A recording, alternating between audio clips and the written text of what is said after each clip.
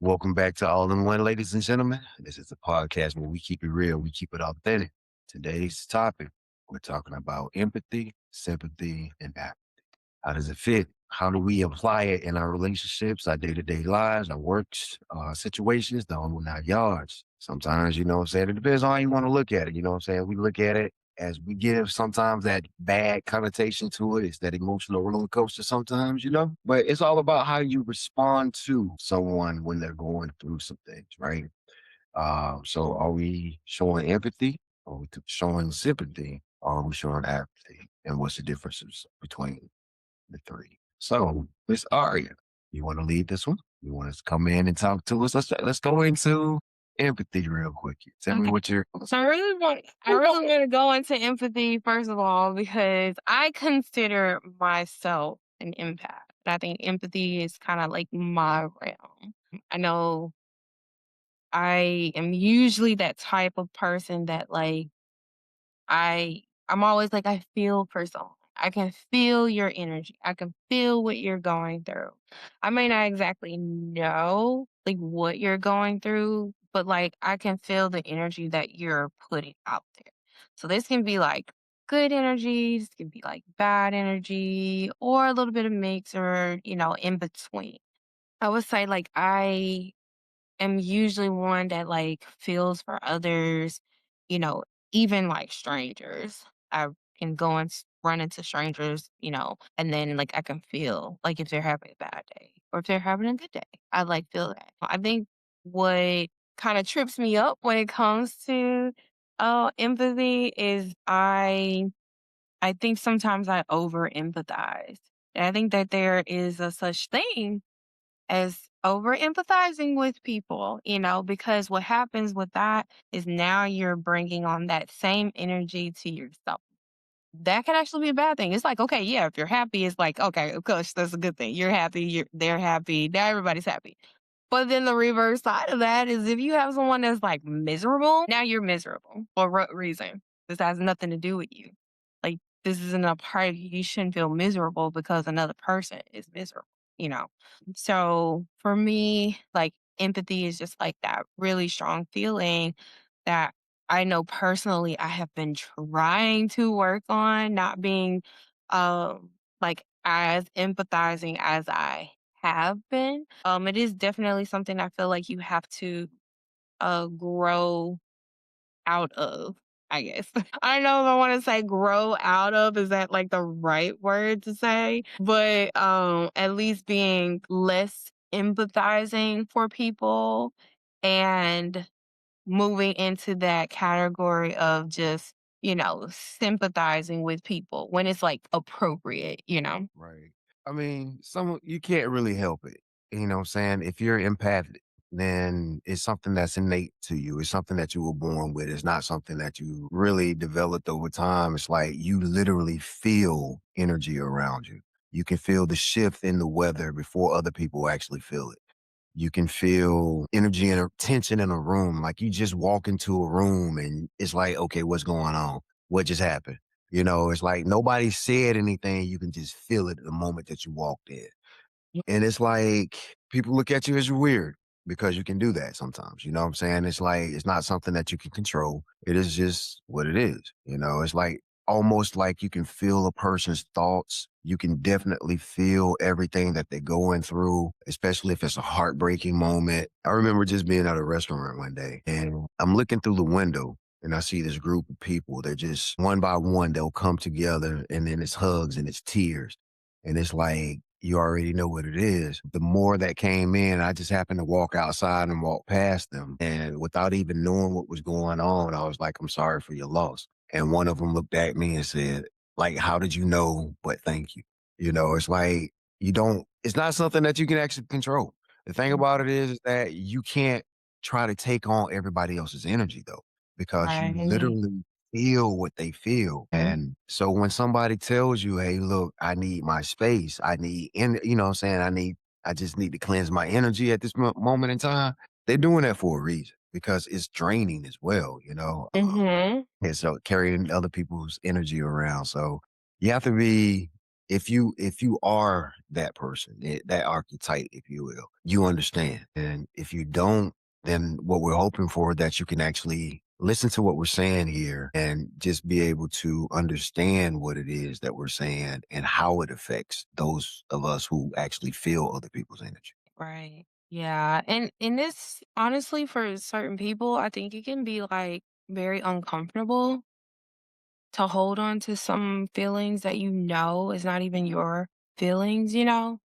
Because it's like you don't want to be that person that is not able to be the open door policy, you know? And when you have people that are just like, know that this is how you are and you know that you'll always be there to like listen to them and hear their problems and everything that they're going through, and then you're sitting there like, "Oh my gosh, like, this is a lot. This is a lot. Now how do I process these feelings?" Because now I'm just like, "This is uncomfortable conversation. This is, like, very traumatic conversation. This is a hard conversation." But yet I'm like, "Wow, now I know I'm gonna have to deal with this." Perfect example, I just spoke to a girlfriend, and she had a very tragic situation that happened in her family, and she's telling me the details of what happened, and I was mind blown. I was just like, "Wow." And it was like one story after another, after another, after another, after another, and I'm just like, hold up, like, wait a minute." And I'm listening, and I'm just like, "This is crazy. This is absolutely insane.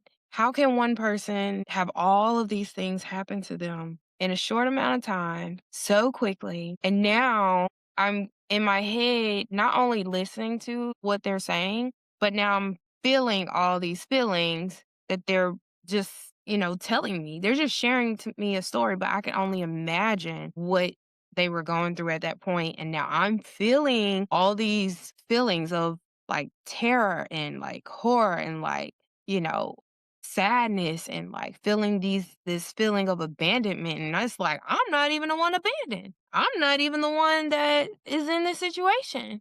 My family member didn't even do this. My ex didn't even do this. I didn't even go through any of this stuff. Like someone else did, but I'm now feeling all of this. And it's like now I'm uncomfortable, but at the same time I'm just like, I don't want to be the person that be like, "Oh, you can't talk to me," you know? And it's hard for people who are empaths because it's like you do wanna be there to help, but you don't also wanna be like, "Well, I'm gonna turn your story into my own story," or I'm gonna, like, badmouth you, or I'm gonna be like, "Well, at least, there's this, that, and the third," make them feel bad, about what's going on. So since there's that edge to it where they know that you're not gonna make them feel a certain way about whatever they're telling you. That just makes them wanna tell you even more. So now it's like, "Oh, the layers are starting to add up. I'm gonna start feeling all these other feelings that I've been feeling, this hurtness, this sadness, this abandonment, this, miserable life. I'm feeling all of these emotions." And the bad side to that is, like, what people don't realize is if someone else is already holding these feelings or already holding depression or already holding, being sad and unhappy and angry and all that stuff, they're now holding that. But now they're also holding your stuff too. You can go ahead and put that in there too, in that pot. So now I got a big pot of all these people's problems and there is like, I don't know, there's just something, I don't know the word I'm looking for, but there's just something to say about the individual carrying all this extra weight of problems that people don't realize is like not, it's not healthy, and a lot of times people don't associate like traumas or pain or discomfort, sadness, all these things, they don't see like, "Oh, this can give you, migraines. This can give you heart failure. This can give you, your body to shut down. This can, cause you to get sick. It can drop your immune system. It can, you know, I don't know, cause cancers, because if you think about even how cancers work, it's your body basically betraying itself, because of an immune breakdown. Somewhere in your system, there's an immune breakdown of a cell that decides it's going to trip up. And once that cell trips up, it starts doubling up really fast. And that's how cancer comes. when it's a trip up and it doubles really fast, then cancer comes. And it's like people don't associate like your emotions, your feelings and stuff like that to sicknesses. It's like, no, you got to think about those things. You have to be aware of those things.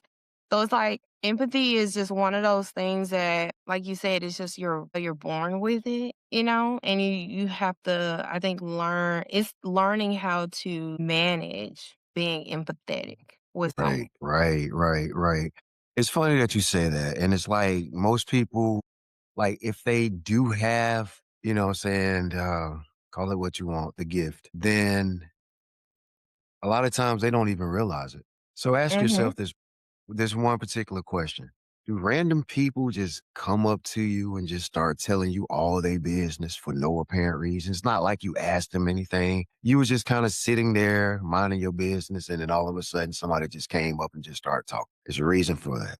You have a light. It's a beacon, and it calls them straight to you every time. Like, I swear, random people on the street just come up and just start talking to me, just start giving me whatever they're going through, Hmm. asking random questions as if I'm like displaying a sign on my forehead or something. Like, hey, 5 cents, you know what I'm saying? Like Lucy back in the day on the Peanuts or whatever, right? Charlie Brown type stuff. Right. But it's like, I don't know, but you feel it. You understand it. If you feel the shift in the weather, if you definitely feel the shift in the weather, you know how we say, it's about to rain, my knee hurt. My knee hurt. Yeah, Yeah. yeah. That was you, my guy. That's feelings. That's how you actually you go through these things. You understand that you have that gift. And then it comes to this right here. When everybody does come to you and they start dumping everything onto you, just telling you everything. And now you're building up, like you said, these, what I'm saying, this tension within yourself. How do you transmute it? How do you release it? How do you let it go? Because it's a whole different I know we wasn't really going on this direction, but it's like you can't help but talk about it. It's a natural pivot. So once you start to build this tension in your body, and first and Mhm. foremost, if you don't know already, I'm one of those guys that know a whole lot of pressure points, things of that nature, right? So if you feel in the back of your neck and it's hard like a muscle, that's all tension. If it goes back behind your ear, all tension. That is all soft tissue. It shouldn't be anything hard there at all. So spend some time with yourself massaging that out.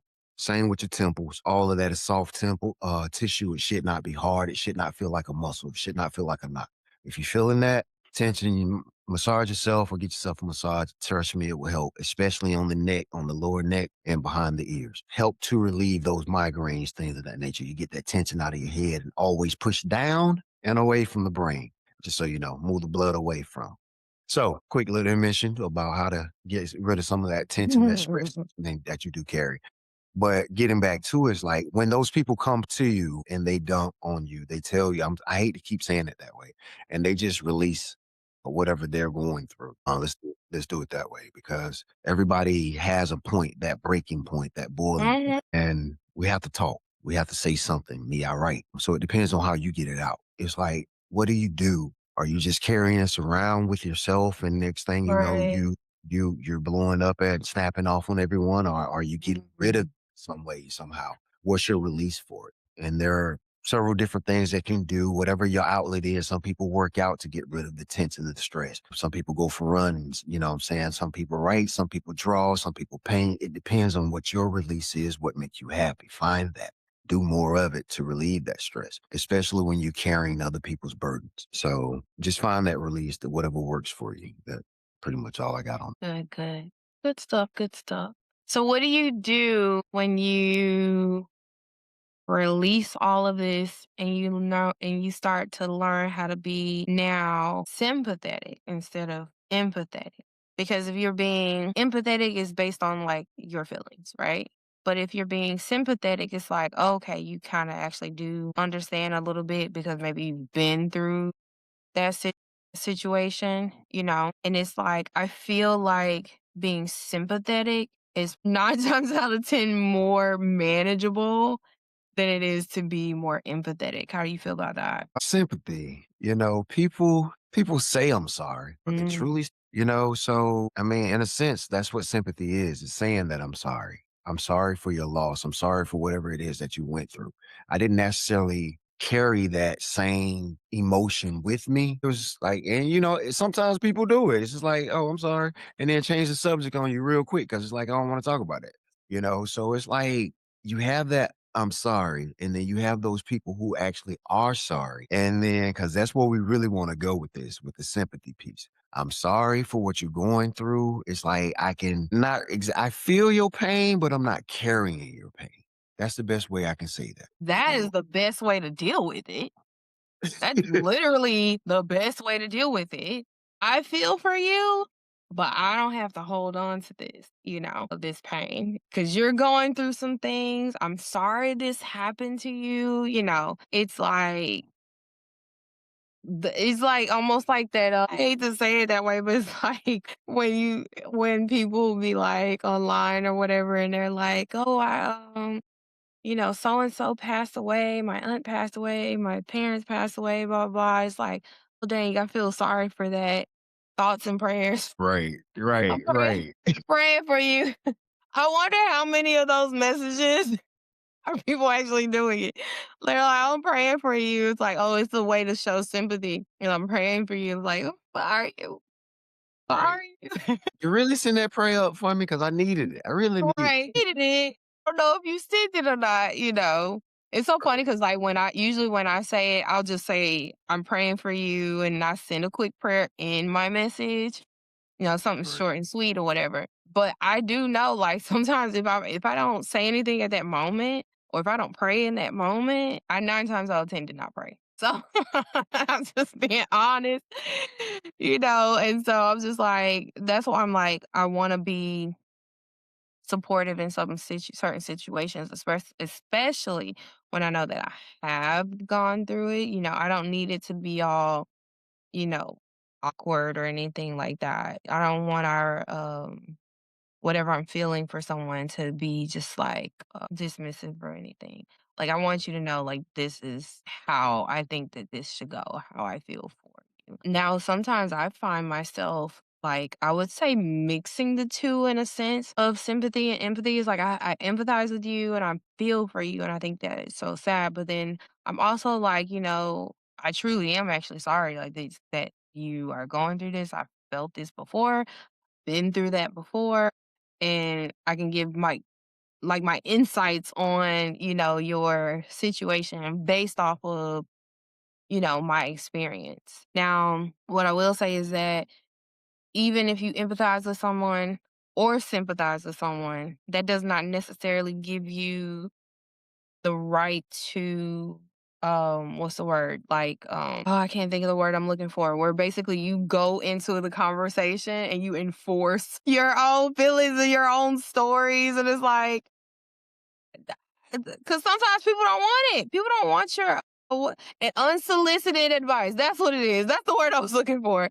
Your unsolicited stories, your unsolicited advice. Who asked you? right, right. Here's the thing. Here's the thing. And I know where you're going with that because I was thinking the same thing because I was like, okay, when do you offer advice when you're being sympathetic to somebody, right? Right. Do not, absolutely do not turn that story into you. Well, I did this. We're not talking about you. This worked out for me. I mean, well, you can do what I did. You know what I'm saying? It's like, can I have my moment? It's like sometimes you can't even get that. And it's like this person is going through something, focus on them. It's not about Mhm. you, your Right. story. You know what I'm saying? I remember I was talking to a friend of mine a few years back, and her daughter was going through some things. And it was rah, rah, rah off the top. And I'm like, that's not what she need at this moment. Right now, she just needs a shoulder to cry on. You know, Mhm. it's like she's going through some things right now. She just wants somebody to listen. You know what I'm saying? Not tell her what she needs to be doing or what she should have done. Mhm. Just shut up and listen. You know what I'm saying? Let her cry on the shoulder. You know what I'm saying? Let her just get it out. Let her purge. And that's the thing about being sympathetic is just to be able to allow a person to release whatever it is that they're going through without you being able to Mhm. having to carry that yourself. Just let them let it out. It's like, let it out. Because sometimes people just need somebody to listen to 'em, Mhm. It's Like, I'm not asking you for a solution. I just need to get it out. So, Right. so you have to allow that to happen. Yeah, that's true. It's like you wanna be there for a person, but you have to allow them to decide when they need that voice of reason or that person to say, like, "Oh, everything's gonna be okay," or whatever. Because I mean, I look back at when my dad passed away, and I was so sick and tired of hearing people saying the same thing over and over. "I'm sorry for your loss. I'm sorry that your dad passed away. Your dad was a good man. I'm so sorry. I'm so sorry. I'm so sorry." Like, do I care about your sorries right now? I really don't. So the best thing that you could do for me in that moment would have been to just be like, "If you need me, I'm here. You want an ear? I'm here." Make it simple. Make it sweet. Don't try to go into these elongated and people think that, well, this makes them feel at ease. No, it doesn't. It It just makes absolutely it does feel worse. not. It makes things worse. It makes things so much worse because the issue is you know what you're feeling. You know what you're going through, and you understand that this is a sad situation that you're going through it or miserable or whatever you're feeling, you already know that. So someone coming to you and saying that is like, all you're doing is feeding me that I know I'm going through something. You're feeding me knowing that I'm sad about something. You're feeding it more to me. And it's like feeding a dog and expecting the dog not to eat. You keep giving it food and giving it food and giving it food, and it's gonna keep eating it. I'm feeding and eating and eating and eating all of your I'm sorries, all of your, oh, you gotta give it time. Pray about it. Oh, I don't care about none of that right now. Like, I care literally about none of it. So you are not helping me at all. Like, leave at this point, I'm just like, leave me the fuck alone. You're right. Right. And I get it. People, we're at a loss for words, just like I was just there, right? You don't know what to say. And so Mhm. if you don't have the right words, then it comes across as I just need to say something. And sometimes the best thing is not to even say anything but other than get that little Mhm. gift. You still got my number, right? Okay, Mhm. call, text me if you need me. I'm here. And it's just that simple. It It really really is. Yeah, but I a think lot of sometimes people make it bigger, definitely make it bigger than what it's supposed to be. And it's that human nature. I don't even know if it's human nature or more of what we are taught. You know what I'm saying? Because you grow up and you see it and you hear it.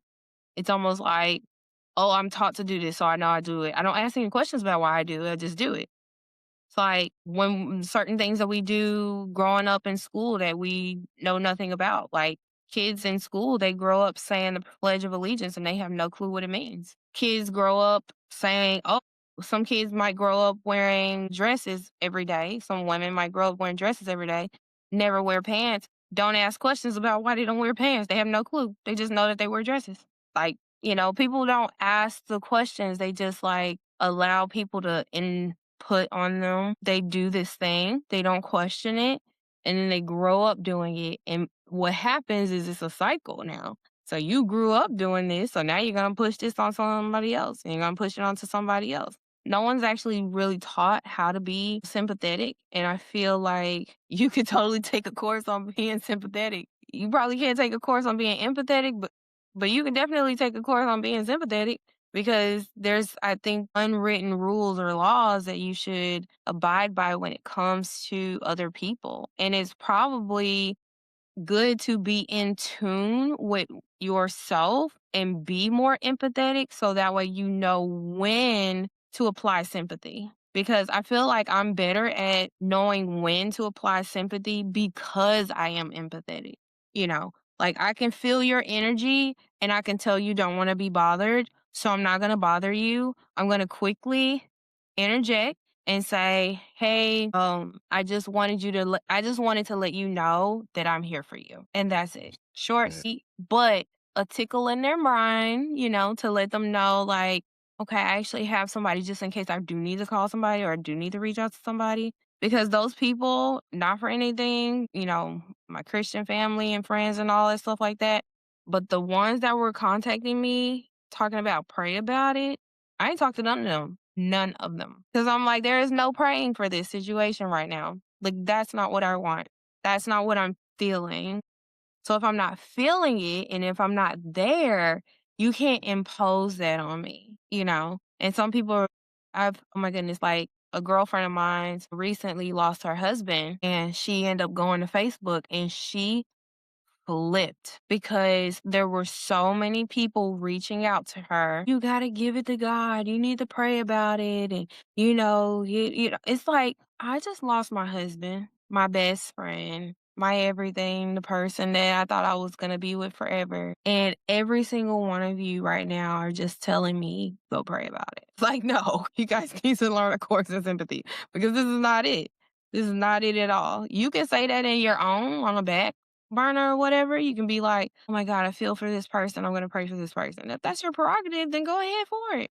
But you don't have to go to that person and do that because you never know what a person is actually feeling in that moment. And sometimes, a lot of times, people, especially if even if they are like religious or Christian or whatever, sometimes in hurt, you're like you're mad. You're just mad at everything. You could be mad at your job. You could be mad at a car. You could be mad at a house. Certain things might make you mad. Like she was saying, she had to fix something on her car, and then that made her mad because she wouldn't have had to do that if her husband was there. And now she's mad at the car, for breaking down. So it's like you have to allow people to deal with their feelings in the way that they need to deal with it. And you just understand that I'm going to be there for that person, but I'm going to be there for that person in the way that they want me to be there for them. Absolutely. Absolutely. And, I get where you're going to an extent. People do throw the Bible at us all the time. And one of the things that I gathered from what you were saying was that I forget the verse, but there's no need to pray for the dead. God's decision is final, right? So they're no longer with us. So we have to learn to cope and move on. But also you have like Matthew 5:4, blessed are those who mourn, for they shall be comforted. So with that being said, we understand that it's okay to be mad. It's okay to be mad. It's a feeling. We all have feelings. Even Jesus had feelings. Why have you Right. forsaken me? You think that's not a feeling?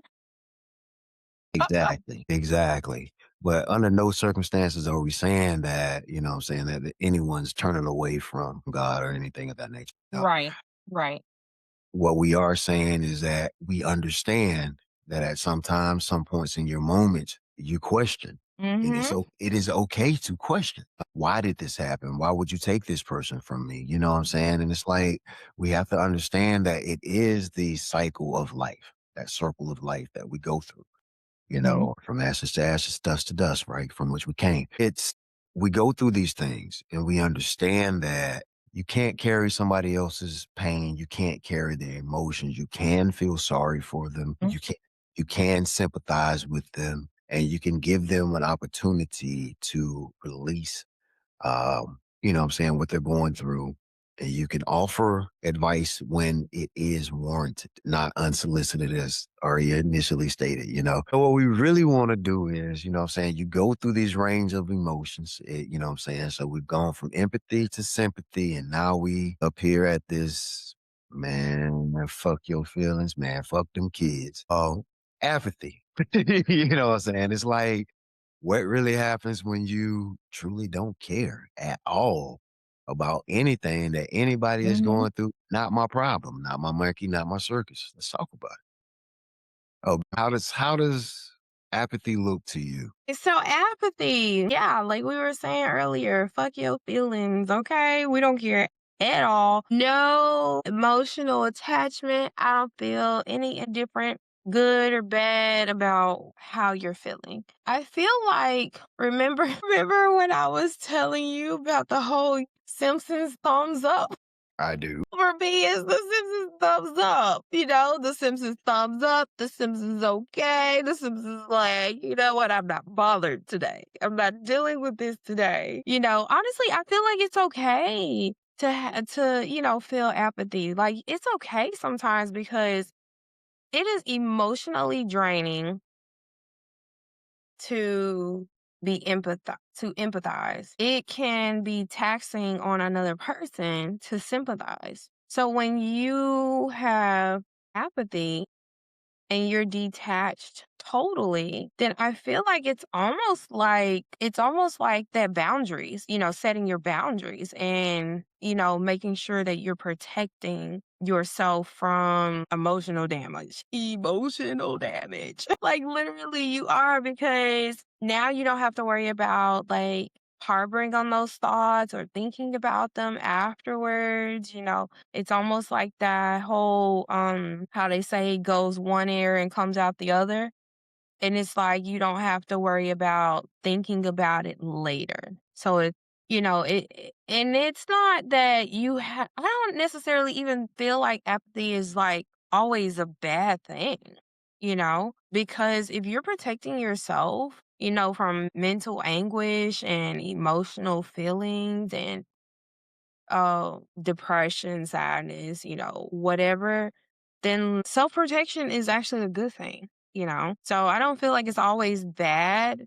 Now, if you're like that all the time, it's like, dang, do you have any feelings? Right, right, No, right. no, do you feel anything? If I pinch you, are you gonna realize that this is real? That part. So Yeah. I don't know, but yeah, that's kind of how I feel about apathy. Yeah. There's definitely dimensions to apathy as well, Yeah. because sometimes people just need to hear the honest truth. It's not that you don't care. It's just that I'm just about to give this to you in a manner that you just need to hear. Because Mhm. everybody else is coddling you right now. They're giving you this, Right. you know what I'm saying? They handling you with this no, fuck that. You need to hear this. You know what I'm saying? So that's apathy. That Yeah. is apathy. It's tough love. That's what apathy Mhm. is at times. It's not just I don't care and I just you know what I'm saying? It is I don't care as well. But sometimes it's like, you know what? Somebody just need to tell you the truth. Right. And here it is. So depending on you can reach people at different levels. Yeah. Sometimes people sometimes people just, you know, get under your skin so much that all you feel now is that apathy. I don't love you, I don't hate you, but I'm gonna tell you exactly how I feel. It's at the same time for those empaths, it's a release. You actually get to say whatever it is that you want to say to that person and you let it all back out. Mm. Understand that sometimes you can also release some of the stuff that you've been carrying along with that onto that person as well. So just make sure that we're proportionate with what we're giving back to people.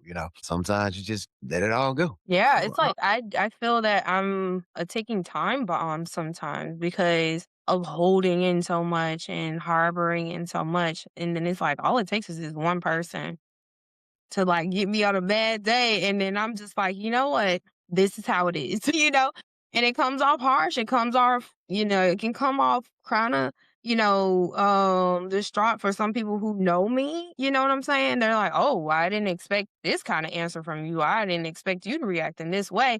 Well, you know what? Look, I'm sick of this. I'm sick of that. And now you just capped me at the right time. So now I'm gonna let you know how it is. And you asked me, so now I'm gonna give you the honest truth. yeah, people know that about me already. If you ask me a question, you definitely gonna get the truth. I'm not sugarcoating nothing. You ask me, I'm gonna tell you. Otherwise, I'm gonna keep my mouth closed. I'm not gonna go around just volunteering information or, saying my 2 cents. But if you ask me something, I'm definitely gonna tell you. You might not want to hear exactly what it is, but I'm gonna tell you the truth. So, and this is what it is. You just gotta know how to handle people. And sometimes you just don't care about their ego. You don't. Right? Because most of the time it's their ego that got them in that situation that they're in to begin with, which is why you over here asking me for advice, you Mhm. know? So just be honest, be truthful. Sometimes you can, don't sugarcoat too much, but be Right. honest and be truthful so that they understand that it can be received. Right. That's the main thing. Is like, can the message be received? A lot of times you'll talk to people and you'll be nice to them and they just don't get it. Right. You'll empathize, you'll sympathize, and it's just like they don't get it. But when that apathy comes across and they start looking at you, it's like, yeah, you might want to pick that up. You know what I'm saying? That bottom jaw that you don't drop. Because, yes, I told you exactly what you wanted to hear, but it's a Mhm. shock factor. You can't help it. Can't help that Right. that I just told you this, but clearly nobody else around you is telling you this. You needed to hear it, Mhm. Yeah. What you got? So what do you think we need more of? Love. Man, we need more love in the world. Do need more love in the world, which for me, I think would apply more to empathy. But I feel like at the same time with empathy, like I said before, I think it's a learning curve. I think people need to learn how to be empathetic because I mean, even looking at the world right now, it's in total chaos. There's just so much going on when it comes to, I mean, anything and everything, the planet, the animals, the humans that are here, different countries having issues with different countries, people in the same country having different issues with people in the same country, people of the same race or the same culture having issues with people of the same race and the same culture, families having issues with their own family, children having issues with their siblings. The list goes on. It doesn't matter how small you break it down. It's so interesting. I was looking at a video today and or no, this was yesterday.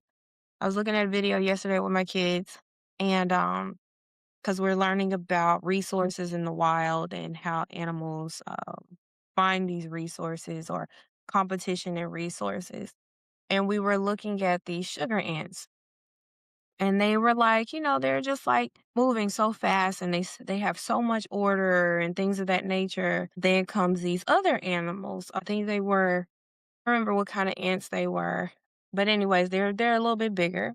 Then an army of them come, invade this ant kingdom, who's like just basically trying to live on their own, be peaceful. They done killed some of those, and then they done went and stole the queen to take the queen back to their place to feed the queen to the other queen, to their queen, and then take all their babies that are in little, they're not a cocoon. I don't know why I'm thinking Love.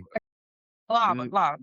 Yeah, and they're taking those and they're taking them back to their place, so that way when they hatch, they can make them slaves. I said, this is crazy. This is absolutely crazy. So it don't matter what kingdom you're in, animal kingdom, insect kingdom, human kingdom, whatever. We all got all these issues of like fighting and disadvantages and people not really seeing like, and it's crazy because we have these minds where we can actually know better and do better and make more changes. We have the ability to do these things and yet we choose not to. And it just blows my mind that our brains are seeming to be formed as simple as these ants because they have simple minds. We have complex minds. And that's the benefit of having a complex mind is being able to make decisions for the good of the people, for the good of your family, for the good of the world, and we're not doing that. So I feel like if we had more empathy, that we would really be able to see that. Like, I hate when I see someone on the side of the road and there's nothing I can do about it. Like, that bothers me. But there's other people in the country who be like, "Oh, they need to figure it out. They just need a job." Okay, some of these people have tried to get jobs, and guess what? They are still on the street. There is a homeless person that works at a Dollar Tree that I know of, and they can't get a home. They're literally homeless, but they work at the Dollar Tree. But guess what? The Dollar Tree is not gonna get them a home. So now you wanna call them lazy and be like, "Oh, they're wasting space and all this blah, blah, blah." Okay, well, now they can't win because at first you said all they needed was a job. You said they needed to get a job. Okay, they got the job and now they're still homeless. Now what? And then you have these people who wanna talk about all these children and stuff like that, and, "Oh, they need this." They need to get these babies and make these babies and blah, blah, blah. But it's like, okay, people don't have money to make all these babies. Now what? Who's going to take care of all these homeless babies? I saw a mother outside of a Walmart once had 4 babies with her and they were all just laying on the ground, dirty and like, and I'm just like, there's nothing I can do. I literally have nothing. I gave them whatever cash was in my purse. Meanwhile, my bank account is looking like in a negative, and I'm just like, I have more. I still have more. I have a house, I have a car, job, have all these things, and and people just don't see it that way, and I think it just blows my mind that you can't feel for these people or that you have so much hate in your heart that you can't empathize with somebody that's going through stuff. Now, granted, I have seen the, Skid Row documentary, and some of those people admitted crazily admitted that they wanna be there. So you can't be mad at them if that's where they wanna be because they don't want no a lot of their reasoning, I get it. They were like, "I don't wanna pay taxes. I don't wanna pay for somebody else home." I mean, even there was this one guy, he was like, "Why should I work?" He said, "Why should I work to pay for a house that I don't own because the government really owns it, because I still have to pay taxes because they own the land. Even if I pay for the land, they still own the land. I still have to pay. I still have to pay for light, gas, water. I still have to pay to be in this house, which means I still have to work and still have to pay taxes." He's like, everybody, like, ain't nobody got time for that. Get it.